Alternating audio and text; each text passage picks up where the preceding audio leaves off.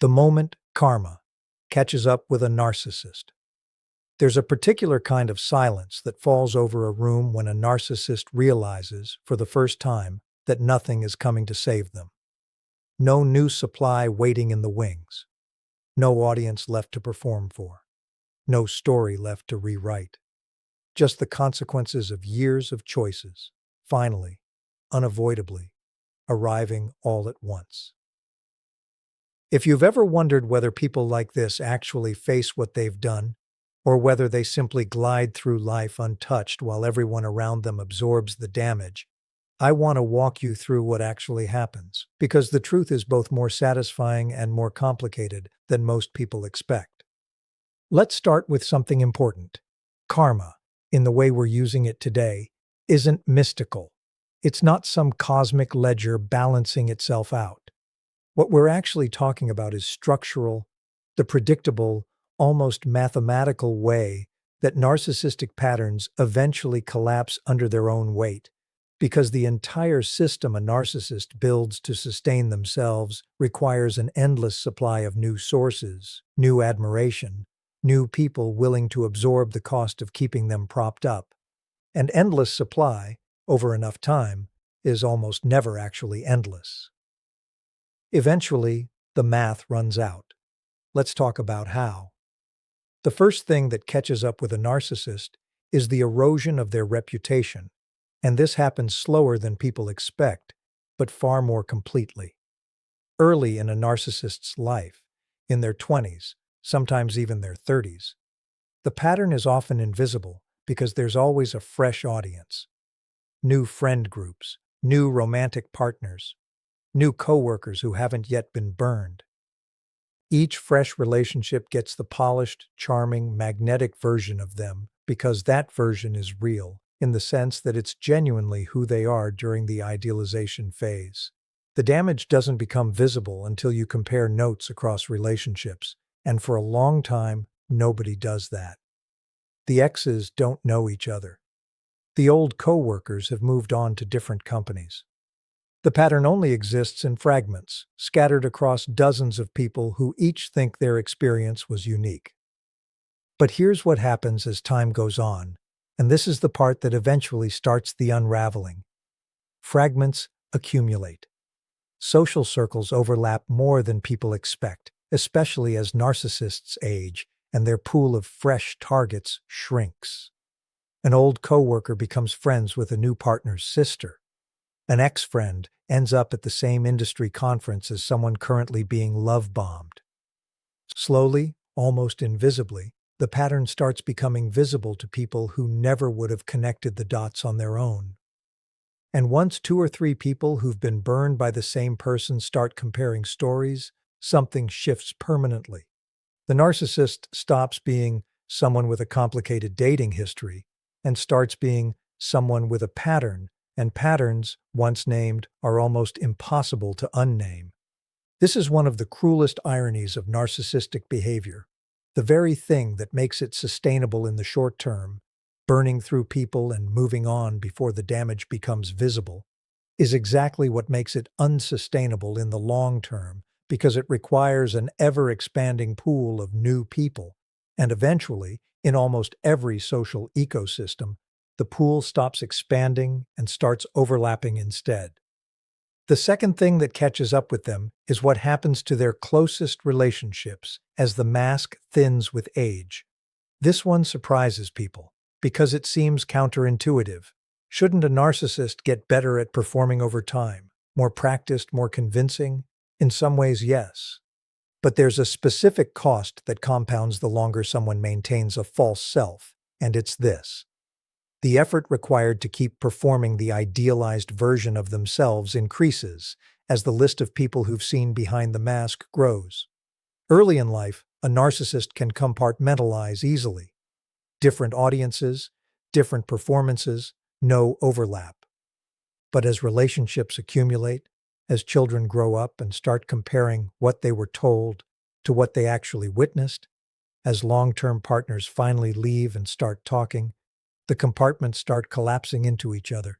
The performance has to work harder, in front of more skeptical audiences, with less energy available to sustain it, because aging itself takes a toll that makes constant image management exhausting in a way it wasn't at 25. This is often when you start seeing what looks, from the outside, like a narcissist getting worse later in life, more erratic, more desperate, more transparently manipulative than they used to be. What's actually happening is that the mask is failing under cumulative pressure, and what's underneath is becoming visible more often than the narcissist can manage or explain away. The third thing that catches up with them, and this is often the most visible one to outside observers, is isolation.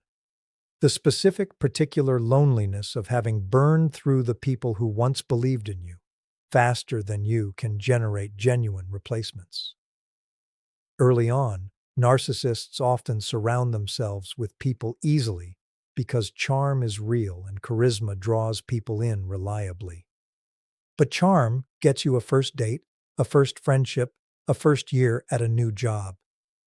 It doesn't sustain relationships over decades, because sustaining anything over decades requires the kind of reciprocity, accountability, and genuine care that a narcissistic pattern systematically prevents. So, as the years accumulate, the network of people willing to stay close does something specific. It narrows. Old friends quietly stop returning calls. Family members start setting firmer boundaries once they have language for what they experienced. Children grow into adults who can finally see the pattern clearly, without the confusion that clouded their view as kids who simply loved their parent and assumed the dysfunction was normal. By a certain point, and this varies person to person, but it's remarkably consistent as a pattern, a narcissist often finds themselves surrounded by a much smaller circle than they had 20 years earlier. Often newer, shallower relationships, people who haven't yet been burned, alongside a handful of people who stay out of obligation rather than genuine closeness. This is a specific kind of poetic consequence, because it's the natural output of exactly the dynamic we've spent this whole channel talking about. You cannot build sustained intimacy on a foundation that requires other people to be extensions of yourself rather than fully real. Eventually, the bill for that comes due, and it comes due in the specific currency of being alone in a room full of people who are there for reasons other than genuinely knowing you. The fourth thing that catches up with narcissists, and this one is almost entirely invisible from the outside, is what happens internally as external validation becomes harder to secure. We talked in an earlier episode about how narcissists never actually feel satisfied by achievement or admiration. The hunger is bottomless because it was never really about the achievement in the first place.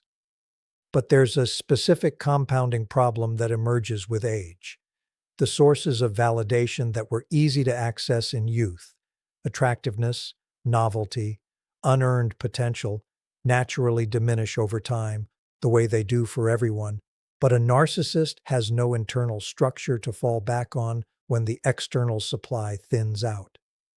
A person with a genuinely stable sense of self can age, lose certain forms of external validation, and still feel fundamentally okay because their worth was never contingent on those things in the first place.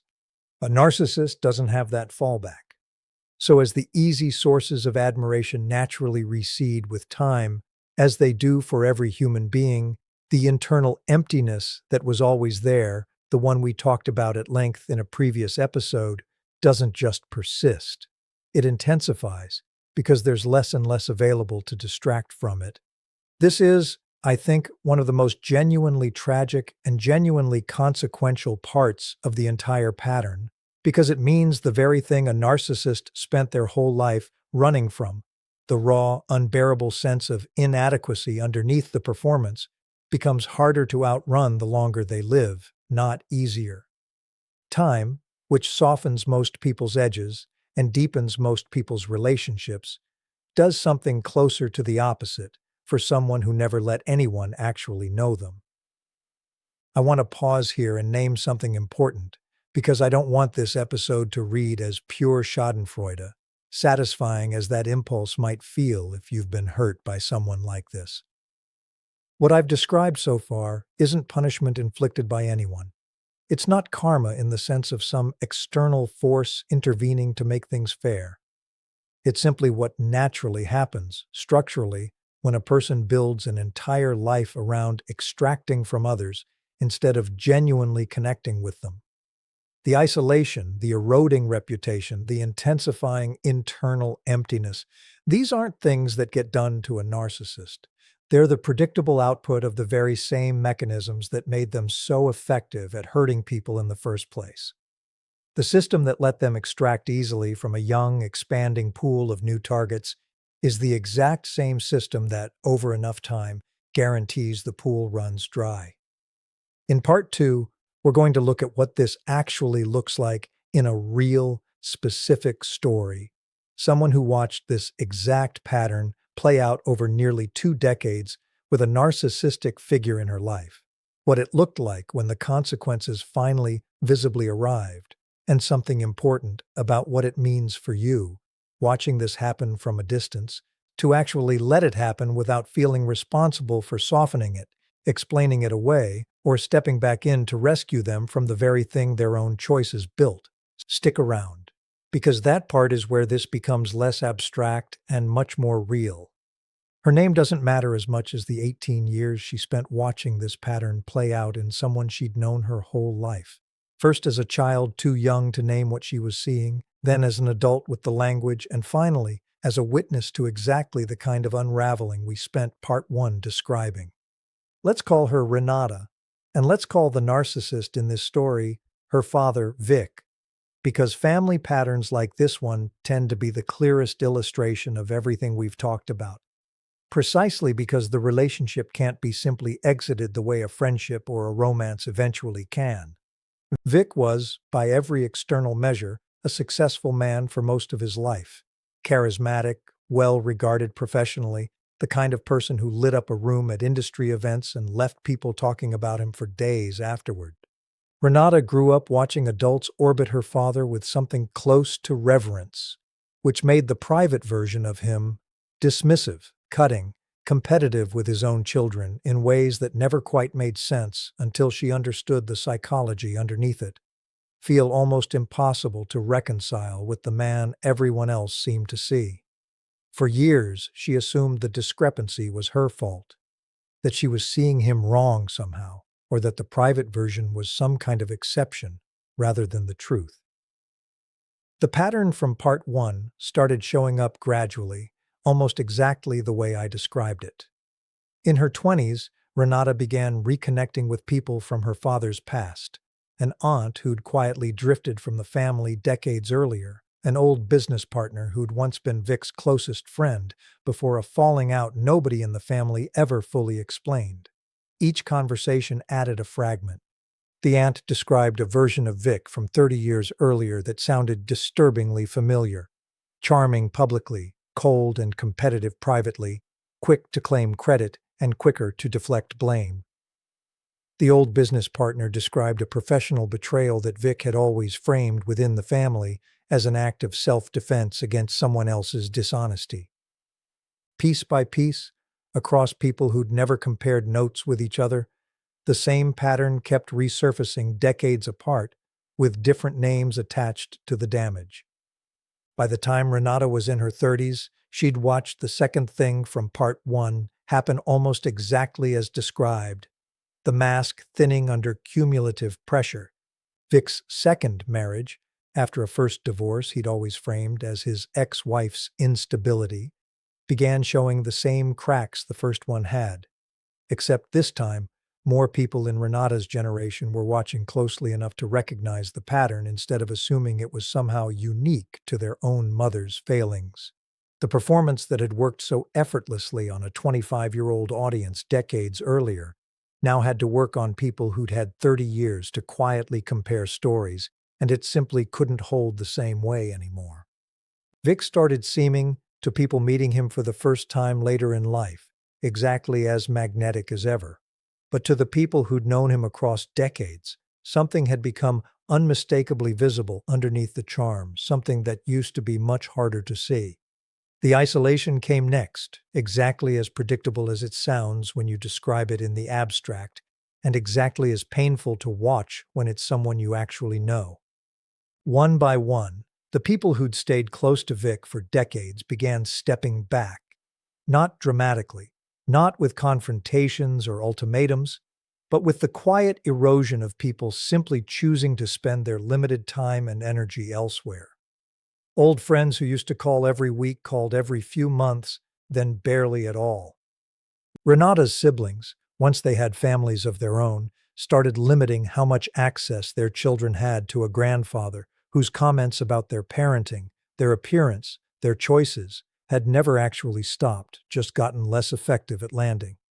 By his mid-70s, Vic's world had narrowed to a small handful of people who maintained contact largely out of obligation, plus a rotating cast of newer, shallower acquaintances who hadn't yet had the decades required to see the full pattern. And then came the fourth thing, the part that Ranata found hardest to witness, harder even than the isolation, because it was the part that finally, undeniably, revealed what had always been underneath.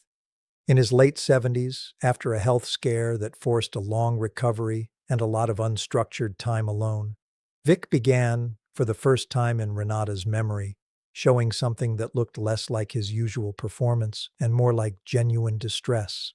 Not the performed self-pity he'd used for decades to redirect attention back to himself. This was different, quieter, less coherent. Long silences during visits, questions about whether people actually liked him, delivered with none of his usual bravado, sometimes followed immediately by a defensive reversal, as though he'd caught himself being vulnerable and needed to undo it. Ranata described it later as watching, for the first time in her life, some version of the actual person underneath 60 years of armor, and it wasn't triumphant to witness. It wasn't the satisfying reckoning she might have imagined wanting years earlier in her angriest moments. It was just sad, in a way that surprised her. This is the part I most want you to sit with, because I think it's the most important, most complicated truth in this entire two-part episode. Watching a narcissist finally face the natural consequences of who they've been rarely feels like the clean justice people imagine wanting. It's usually messier than that. It's usually sadder. It doesn't erase the damage they caused, and it definitely doesn't obligate the people they hurt to step back in and rescue them from what their own choices built. But it also rarely delivers the tidy emotional payoff of a villain finally getting what's coming to them in some satisfying cinematic way. Mostly, it just looks like an old, increasingly isolated person, sitting with a version of emptiness they spent an entire lifetime running from, finally too tired, too depleted to keep running. Renata made a choice, somewhere in her 40s, that I think is worth naming clearly, because it's the choice this entire two-part episode has actually been building toward. She decided she could hold two things at once, without contradiction. She could feel genuine, complicated sadness watching her father face the isolated, hollowed-out consequences of his own pattern, and she could also refuse to step back into the caretaking role that pattern had always relied on her to fill. She visited sometimes, she answered the phone sometimes, but she stopped rearranging her life around managing his emotional state, stopped absorbing the old dynamic just because his suffering had finally become visible in a way it never used to be. She let the consequences be his to sit with, not hers to soften. This is, I think, the real answer to the question underneath everything we've covered in this two-part episode. You are never responsible for engineering a narcissist's downfall, and you're also never responsible for rescuing them from the one their own choices already built. Both instincts, the desire to make them suffer and the desire to save them once they finally do, come from the same exhausting place, the old belief that their internal state is somehow still your job to manage. It never was. What actually happens to a narcissist over enough time happens because of decades of their own choices, compounding exactly the way we described in part 1. Your only actual job, watching from wherever you are in relation to that story, is deciding how much of yourself you want to keep spending on it now that you finally understand you were never the one who had to make it happen. If you've watched a version of this play out with someone in your own life, the erosion, the thinning mask, the isolation, the quiet unraveling underneath, I'd love to hear what that looked like for you, because these stories genuinely help other people recognize they're not the only ones who've lived through watching this exact pattern unfold. If you want more of this, the real psychology underneath narcissism, not just the behavior, but what actually happens to people who build their whole lives this way, subscribe to Mind Horizon. I'll see you in the next one.